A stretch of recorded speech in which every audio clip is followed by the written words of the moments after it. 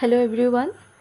আজি মই ক্লাস 8 অসম জাতীয় বিদ্যালয়ৰ লেসন নম্বৰ 9 ইংৰাজীৰ এ বুক ইজ লাইক কেথি লিউৱেনবাৰ্গৰ এই কবিতাটোৰ অৰ্থ আমি ব্যাখ্যা কৰিম।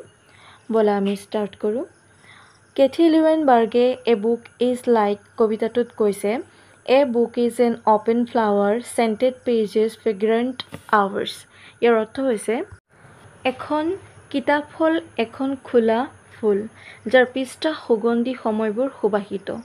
ইয়াত কিতাপখনক এখন ফুলৰ সৈতে তুলনা কৰিছে, ওপেন ফ্লাৱাৰৰ সৈতে তুলনা কৰিছে। যেনেদৰে এখন ফুল এখন সুগন্ধি হয়, ঠিক সেইদৰে এখন কিতাপৰ পৃষ্ঠাবোৰ পঢ়ি সময় কটোৱাটো সুন্দৰ আৰু সুগন্ধিৰ অনুভৱ। সো কৈছে scented pages fragrant hours. A crafty fox surprising in his clever plots. কিতাপৰ কাহিনীভাগক চতুৰ শিয়ালৰ বুদ্ধিমান চাল বা কৌশলৰ সৈতে তুলনা কৰা হৈছে, যিটো আকস্মিক আৰু বিস্ময়কৰ। A fairy's wings with princesses enchanted kings. এই অংশত কিতাপে আমাক পৰীৰ পাখিৰ দৰে কাল্পনিক জগত এখনলৈ লৈ যায়, য'ত ৰাজকুমাৰী আৰু যাদুকৰী ৰজাসকলৰ কাহিনী থাকে। A window sill where breezy thoughts are never still. কিতাপখন এখন খিৰিকীৰ দৰে যাৰ মাজেৰে বিভিন্ন ধৰণৰ নতুন নতুন ধাৰণা আৰু চিন্তাই অহৰহ মনলৈ আহি থাকে। An hourglass whose pages flow as hours pass.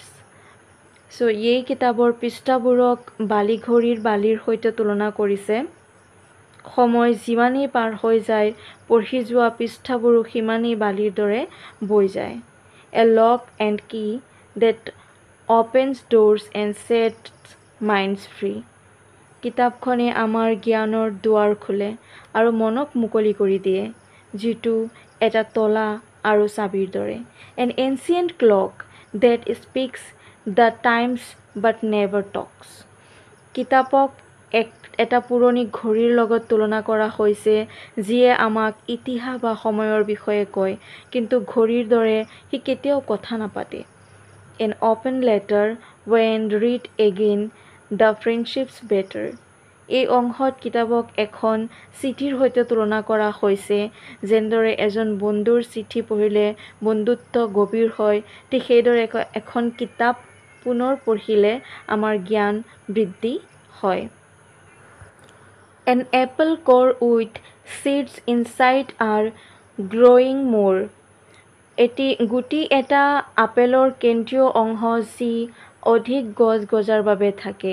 A trusted friend that keeps its secrets to the end.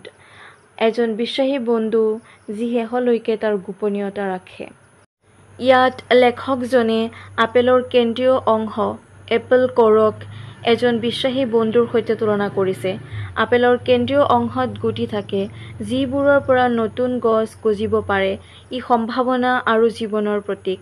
একেদৰে এজন বিশ্বাসী বন্ধুৱে আপোনাৰ গোপন কথা আৰু ব্যক্তিগত তথ্যবোৰ ধৰি ৰাখে, যিবোৰ গুটিৰ দৰে, আৰু সেয়া সুৰক্ষিত কৰি ৰাখে। কেন্দ্ৰীয় অংশটো ফলটোৰ আটাইতকৈ কেন্দ্ৰীয় আৰু সুৰক্ষিত অংশ, যি ঠিক যেনেকৈ এজন বিশ্বাসী বন্ধু এজন ব্যক্তিৰ জীৱনৰ এক কেন্দ্ৰীয় আৰু সুৰক্ষিত অংশ, যিয়ে তেওঁৰ আটাইতকৈ ব্যক্তিগত কথাখিনি ধৰি ৰাখে।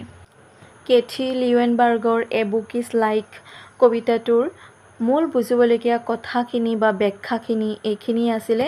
চ' আমি নেক্সট যিটো ভিডিঅ' লৈ আহিম, সেই ভিডিঅ'টোত তোমালোকৰ থাকিব এই কবিতাটোৰে যিখিনি কুৱেশ্যন আনচাৰ কম্প্ৰিহেনশ্যন, আৰু 3টা দিয়া আছে তোমালোকৰ কিতাপত কুৱেশ্যন, আৰু সেইখিনি কুৱেশ্যন আমি তাৰ উত্তৰ লৈ পেলাই আহিম। চ' তাৰ কাৰণে তোমালোকে চেনেলটো ছাবস্ক্ৰাইব কৰি থৈ দিবা। আজিলৈ ইমানেই, ধন্যবাদ।